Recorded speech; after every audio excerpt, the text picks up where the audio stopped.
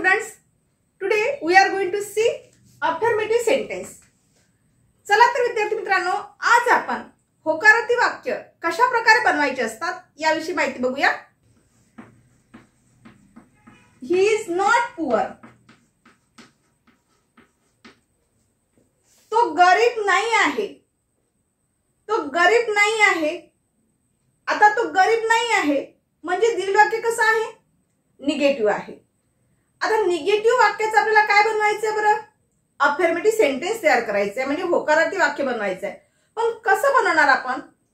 Without changing the meaning of sentence. म्हणजेच काय? वाक्याचा अर्थ न बदलता आपल्याला काय करायचं आहे? त्या ठिकाणी अफर्मेटिव्ह सेंटेन्स म्हणजे बनवायचं आहे. ठीक आहे. तर बघा, आता या ठिकाणी दिलेलं वाक्य जे आहे हे निगेटिव्ह आहे. आता निगेटिव्ह कसं ओळखणार बरं? निगेटिव्ह म्हटलं तर यामध्ये कोणते शब्द असतात? निगेटिव्ह म्हटलं तर याच्यामध्ये कोणते शब्द येत असतात? No, not, none, nothing. Negative words कोणते असतात बरं? No, not, none, nothing, nobody, etc. म्हणजेच यापैकी कोणताही शब्द जो आलेला असेल वाक्यामध्ये ते काय असतात? तुमचे निगेटिव्ह वर्ड्स असतात. तर आता निगेटिव्ह सेंटेन्स आपल्याला काय करायचं आहे? अफर्मेटिव्ह सेंटेन्स करायचं आहे. बरेच वेळा आपण घरामध्ये सुद्धा बोलताना, आपल्या मुलांमध्ये सुद्धा बोलताना आपण काही गोष्टी निगेटिव्ह बोलत असतो, तर ते मुलांना अफर्मेटिव्ह करायचं असते किंवा मुलं ते अर्थ समजून त्या ठिकाणी अफर्मेटिव्ह तयार करत असतात. बरोबर. चला तर आता फर्स्ट सेंटेन्स मध्ये बघा, ही इज नॉट पुअर. दिलेलं वाक्य कसं दिसतंय तुम्हाला?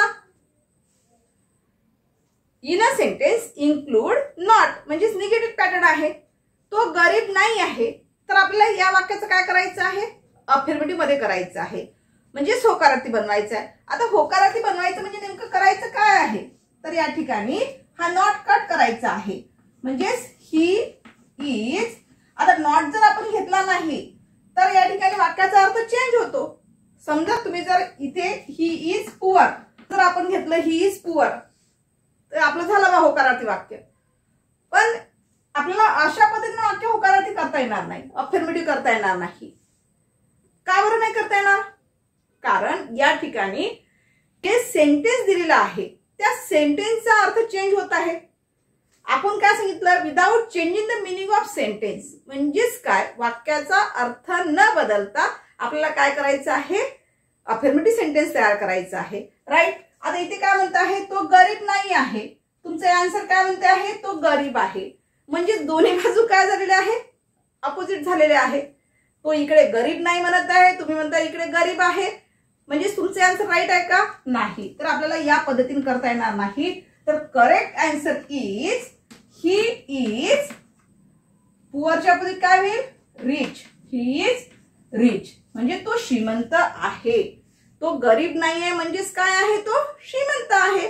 म्हणजे तुमचे आन्सर हे काय झालेलं आहे? राईट झालेलं आहे. या पद्धतीने तुम्हाला काय करायचं आहे विद्यार्थी मित्रांनो?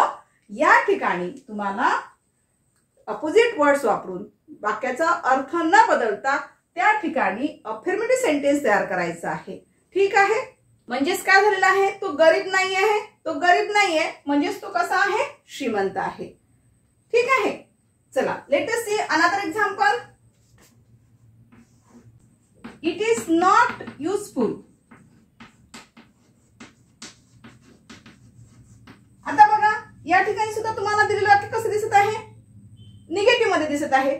आता आपल्याला याचं काय करावं लागेल? अफर्मेटिव्ह मध्ये करावं लागेल. म्हणजेच काय येईल? It is. नॉटला कट करायचं आणि हा जो त्यासमोर आलेला जो काही वर्ड असेल किंवा ऍडजेक्टिव्ह असेल तर त्या ऍडजेक्टिव्हचा अपोजिट ऍडजेक्टिव्ह वर्ड्स घ्यायला लागेल आपल्याला. म्हणजे युजफुलचे अपोजिट काय होईल? युजलेस. बघा, आता याचा अर्थ काय झाला? ते उपयोगी नाहीये म्हणजेच काय आहे? खराब आहे. बरोबर आहे. ते उपयोगाचं नाही म्हणजे वेस्ट आहे बा. मग आपण काय आन्सर मध्ये काय केलेलं आहे? It is useless. युजलेस म्हणजेच काय होते? निरुपयोगी. ते निरुपयोगी आहे. म्हणजेच उपयोगी नाही याच्या विरुद्ध काय झालेलं आहे? निरुपयोगी. म्हणजेच तुम्हाला या ठिकाणी काय घ्यावं लागेल? युजलेस. ठीक आहे. चला, let us see another example.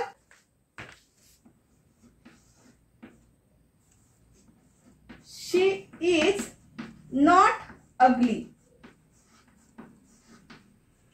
बघा आता, she is not ugly. Ugly means काय होते? आता तुम्हाला अगली मीन्स माहिती असणं गरजेचं आहे. अगली मीन्स कुरूप. ती कुरूप नाही. ती कुरूप नाही म्हणजेच कशी आहे? सुंदर आहे, नाही का? मग आता आपल्याला त्या अगलीच्या अपोजिट वर्ड्स माहित असणं आवश्यक आहे. मग कोणता असेल बरं? Beautiful, right. तर लिहिताना कसं घ्यावं लागेल? She is beautiful.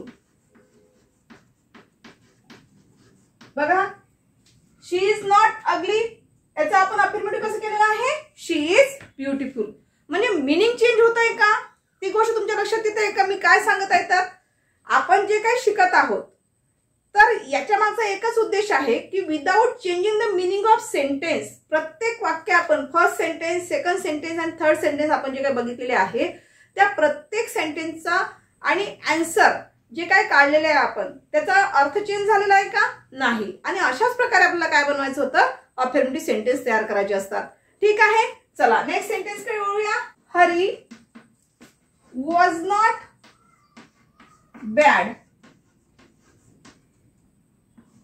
बघा, हरी हा वाईट नव्हता. वाईट नव्हता म्हणजेच कसा होता?